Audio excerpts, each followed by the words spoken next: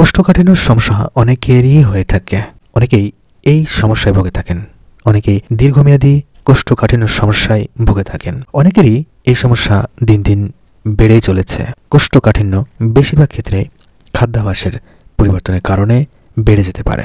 কতগুলো খাবার রয়েছে যে সমস্ত খাবারগুলো কোষ্ঠকাঠিন্যর সমস্যাকে দূর করতে পারে। আবার এমন কতগুলো খাবার রয়েছে যে সমস্ত খাবারগুলো গ্রহণ করলে বা নিয়মিত সে সমস্ত খাবার খেলে কোষ্ঠকাঠিন্যর সমস্যা বেড়ে যেতে পারে।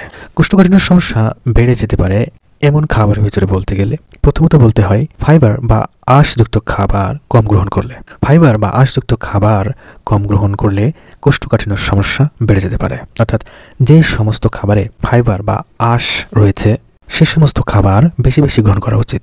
তা না হলে এই ফাইবার বা আঁশযুক্ত খাবার কম গ্রহণ করার ফলে কোষ্ঠকাঠিন্যর সমস্যা বেড়ে যেতে পারে। এরপরে বলতে গেলে অতিরিক্ত তেল চর্বি ভাজা পোড়া খাবার।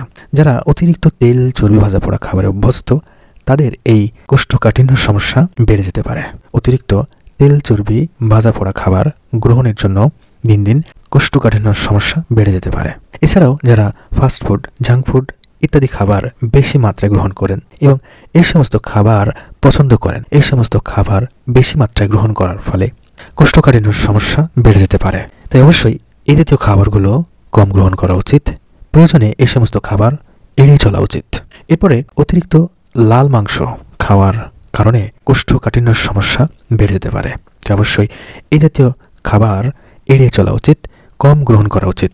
অতিরিক্ত অ্যালকোহল সেবনের কারণে কোষ্ঠকাঠিন্যর সমস্যা বেড়ে যেতে পারে। তাই অ্যালকোহল সেবন এড়িয়ে চলা উচিত, প্রয়োজনে পরিহার করা উচিত। তা না হলে যাদের এই কোষ্ঠকাঠিন্য সমস্যা রয়েছে অতিরিক্ত অ্যালকোহল সেবনের ফলে এবং অ্যালকোহল সেবনের অপব্যবহারের ফলে কোষ্ঠকাঠিন্যর সমস্যা বৃদ্ধি পেতে পারে, কোষ্ঠকাঠিন্যর সমস্যা বেড়ে যেতে পারে। যারা পরিমাণ মতো পানি পান করেন না তাদের কোষ্ঠকাঠিন্যর সমস্যা বেড়ে যেতে পারে, তাদের কোষ্ঠকাঠিন্যর সমস্যা বৃদ্ধি পেতে পারে।